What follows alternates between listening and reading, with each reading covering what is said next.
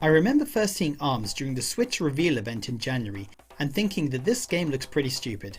It looked like a motion control game for kids and made me question why Nintendo would feature this at the Switch event. I had the chance to go hands-on with ARMS in January before the Switch's release, and after one match my mind was totally changed. I played against a random guy at the event and it was just fun. More than any other game I played that day, it left me with a smile on my face.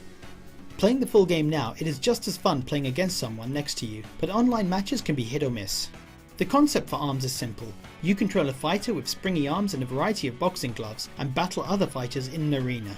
You choose between 10 fighters that vary in terms of strength, speed, boxing glove types and special abilities. The fighters felt very different to play. I enjoyed trying them all and I quickly settled on Kid Cobra as my favourite. The game is surprisingly complex. You can't just punch continuously. When you throw a punch you need to wait for the fist to return before you can throw the next punch on that hand. You can jump and dodge your opponent's attacks before you launch an attack of your own. ARMS can be played with motion controls using the Joy-Cons, or you can play with buttons using the Joy-Cons or the Pro Controller. I started off playing with motion controls and it was fun, but it felt imprecise. You walk backwards by tilting the Joy-Cons back, or sideways by tilting them in the direction you want to move. However, there were times when the movement didn't properly register. When I switched to button controls, I was shocked at how well it controls and how much ARMS suddenly felt like a serious fighting game. If you're a solo player, then you can play through a Grand Prix of 10 battles, or you can try out the various battle modes. There is a basketball type mode and a volleyball match, but I didn't really think these were that fun. The 100 opponents battle I enjoyed, where you need to fight 100 computer controlled enemies. This was a fun challenge and I came back to it a few times. Then of course you have the actual battles. The single player content is good, but it feels like a warm up to the main game, that is, going up against actual people. When you go online, you join a room with 8 other players, and you play matches with rotating opponents and changing game modes. The matchmaking doesn't seem to be very effective at matching players of similar experience. I entered matches with people that were significantly better than me, and those who were significantly worse. Using motion controls was a major disadvantage when playing online, especially in matches with 3 or 4 players where the action is so fast and small mistakes can result in a quick loss. Playing online with a Pro Controller again made ARMS feel like a real fighter. I had some excellent matches. Jumping into a fight with a player of similar skill level and having a drawn out match where you're both dodging and darting around the screen felt very satisfying. Playing with friends in your living room is where the game really shines.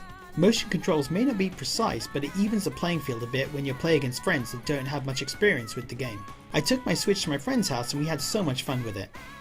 You can choose from 10 fighters and all of them have 3 different types of fists to use to fight.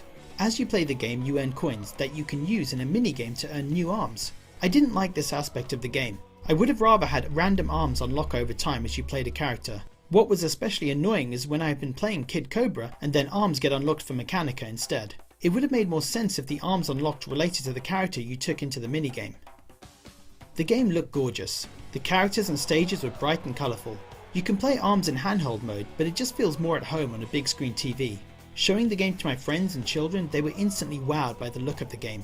The music too suited the game was so catchy. I found myself humming the main theme long after I turned off the game. Nintendo is good at making games that appeal to all ages and all types of gamers, from hardcore gamers to people that have never held a controller, and ARMS is just another example of this.